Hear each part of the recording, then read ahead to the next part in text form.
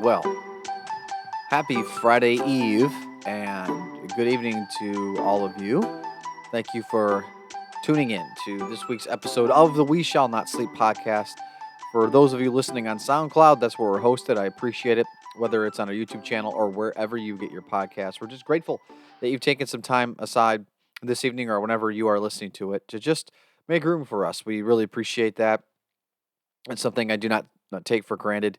And I do this for the one person whose life might be maybe a little bit in turmoil, might just need to pick me up or just wants to be challenged. I mean, this whole reason why we have this podcast is to maybe add some insight, reveal some things, different perspective maybe on some spiritual matters, and really just calling us out of this lull, out of this apathy, maybe of saying, "Hey, we shall not sleep like others do. We are people not of the night, but of the daytime." And you have this metaphor throughout Thessalonians, and this is something that Paul has used many times, and it's really the basis of this entire podcast. Is the idea that hey, we shall not sleep, we shall not be in our slumber, we should not be lazy. We need to be vigilant and awake and alert because if we are trying to move about in the nighttime, there's a lot of things. What's that age old phrase? That a lot of creatures that go bump in the night, and there are a lot of distractions, a lot of temptations that happen at nighttime when we are designed to be asleep and away from all of that. My dad, who was a police officer growing up, said, nothing really good happens after midnight for the most part. And there's those statistics about, after midnight, so many people, cars you pass, like there's people who are under the influence of something. And that's only increased with different what do I want to say, different substances that you can take now for medication or a lot of other things that are now made more available in our Western society. So all of that goes into this point that it can be dangerous when you can't see very well. We think about this, especially here as we get to a point where we're going to fall back here in the United States and go with the time change here in about 4 weeks. We'll be jumping an hour backwards in time, and it'll be getting dark basically as soon as we all get out of work. And it's unfortunate. I hate it because I'm a runner and I love running after work, and it just becomes difficult. You got to wear a lot of reflective clothing, but I digress. The reason why I say all this is because it can be difficult to drive at night if you're having trouble seeing, even. I don't mean to just explain this to death, but there's just so many areas out there that uh, we can relate to in our way of life today when it comes to darkness. So that, and again, that's just kind of the premise. That's the whole point of this podcast. But anyway, I wanted to share just a brief thing. I've been going through First Corinthians with my congregation. It has been an incredible trip thus far. It truly has been an enlightening experience. It's very challenging as well, trying to lead people through some very controversial and deep theological topics that Paul brings up. And this goes back to a message that I preached on Mother's Day. It was for mothers. That's what I talked about on Sunday, and I also talked about it on the podcast. It was just how Bathsheba and the fact that she had been a victim of so much horrific violence, narcissism, pride, and there's a lot more vile things you could probably label David's actions. But at the end of the time, she's ultimately gives birth to a son, Solomon, who becomes the wisest king ever and the king who has ever had the most land, wealth, things ever, right? And Solomon later is depicted in the Bible of as bowing down before his mother and giving her a seat right next to his throne.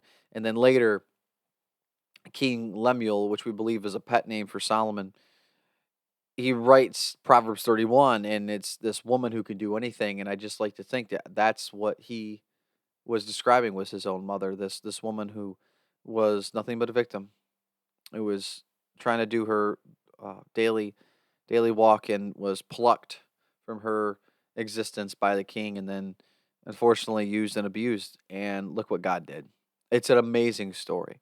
Well, this past week, covering the first half of First Corinthians 15, it's a little bit of an apology that Paul gives. See, Paul starts going over his defense with the validity of the resurrection.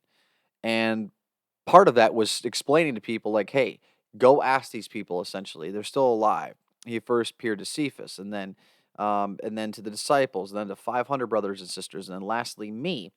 And what he doesn't do there is he doesn't he leaves out purposely the gospel accounts. This is almost like it was N.T. Wright argues a negative response, because in the court of law, you have to remember, there only certain people had validation in the eyes of a court, and as far as testimony, and women were not among them, unfortunately. And it's just a sign of the times back then. And what's interesting is that we have our gospel accounts, Matthew, Mark, Luke, and John, and they all have different variations of the same stories that Christ first appeared to the women. The women are the ones that believe, and it was their testimony that leads them to tell the disciples. And the disciples like, "No, that's not true, right?" And so basically this idea, if you were trying to really swoon over people, you were trying to pull a fast one over them, you would never include women in the foundational documents, because you'd either have to be crazy or it would have to be true. Because if you're trying to add validity to your argument that Jesus resurrected, because remember, people didn't just come back from the dead, 2,000 years ago. They knew just then that people died just as much as we do today. And so when Christ is proclaimed to have been risen, there was an understanding that he was dead. They put him in the tomb. There was a stench that they were afraid of. Like, he was dead, dead. 3 days. There's no doubt about it. Well, now you have Paul saying, well, even if there's these gospel accounts, guess what? There's other people who are still alive, some of which have fallen asleep, but you can go ask them. Go and ask them. Ask me. If you don't believe me, you still have Cephas, you still have the disciples, you still have the 500 brothers and sisters. Go and ask them if you don't believe us. And that's the thing, is that N.T. Wright points this out, that if he was just trying to pull a fast one over on people, they would have turned over the leadership to somebody else. Because cults like that, if the cult leader dies, either the movement is ends there, or there's a new leader selected to carry on the tradition. Well, one of the people that was really close was his blood brother James. Well, why didn't they select James? He was considered a wise teacher. He was considered the Messiah's brother, but they never considered him to be the Messiah. No one picked up the mantle after Jesus. And yet the followers, years after Jesus' death, are being martyred themselves, proclaiming that Jesus resurrected, and they have these women that are testifying to it, that are in their foundational documents that they're going to protect with their lives.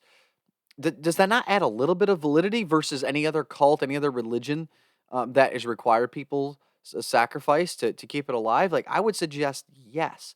So, is the resurrection trustworthy? I would say absolutely it is, on that. Forget the faith. Just look at the evidence, and how the gospels came about, and what Paul is writing here to the Corinthian believers.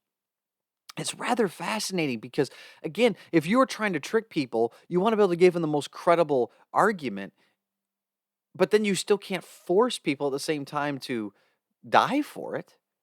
And certainly they're not putting forth the most direct, most defensible in court by any means. Because again, the women, and what does this mean?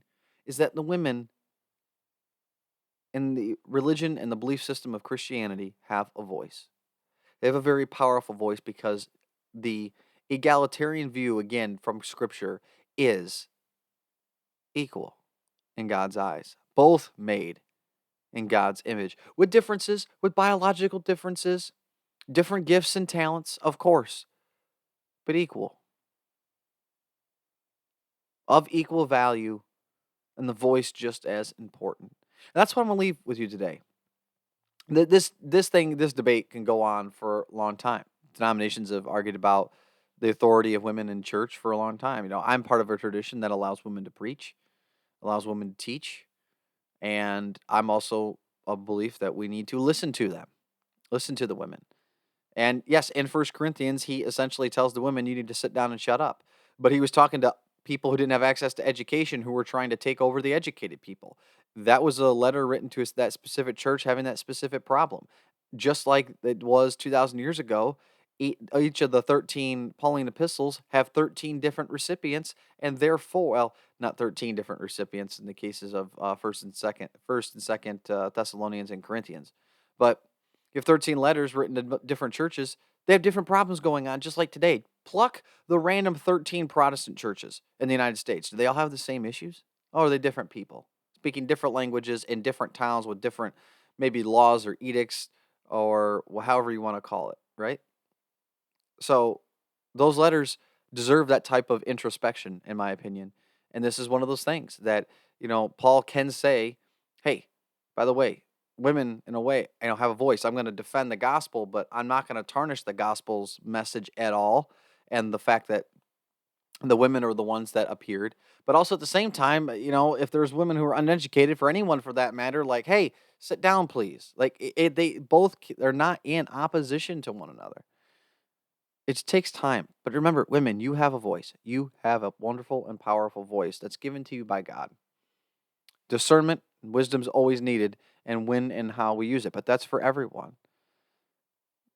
And therefore, with all this, we can trust the resurrection. It's a little bit of apology, encouragement to women, an apology for the resurrection if you never thought about it this way. Again, I'd encourage you to read 1 Corinthians 15 and then all the gospel accounts, and you can look at the beautiful things that God has done with women in the message. So I hope that adds a little bit of insight. I appreciate you all listening tonight. May God bless you and may God keep you.